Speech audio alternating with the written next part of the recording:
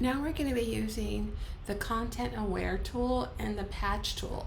We're going to get rid of this little boy on the right side with the yellow shorts. So we're using the Content Aware tool, which is the fourth tool down. If it doesn't come up, select and hold and go through the different options. So we have Object Selection Tool, Quick Selection Tool, and Magic Wand Tool. We're going to choose Object Selection Tool. And I'm going to select and drag, and you can see that I got the boy and even his shadow. Now if I wanted to do it again, and you can see I missed his shadow. We want to make sure to get everything included. So if I want to include the shadow and that missing leg, then I would hold down the Shift key and drag again and select the area that I want to be selected. So you can see now we have the entire boy selected and his shadow. The next step is to use the Patch tool, which is down towards the middle in the same area that the spot healing brush is, which we just used.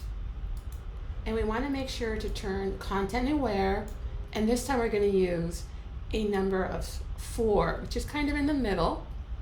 And we're going to select it. You can see the patch and go to the right. And you can see I made an error here because his shirt is not selected. So I'm going to go in my history, Command D, and go to my history window and do my selection again. So if you didn't get it the first time, not to worry. So here he is selected. Oops, Command D. And you want to make sure to include everything there. Now, on this sweep, I actually ended up getting the tile. I don't want that.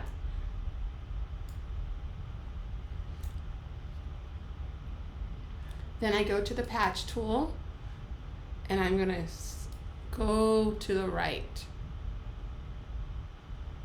And I'm trying to line up the wall railing, and then press Command D to deselect.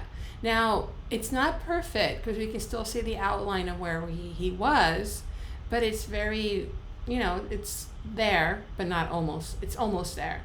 So we're going to work on that next.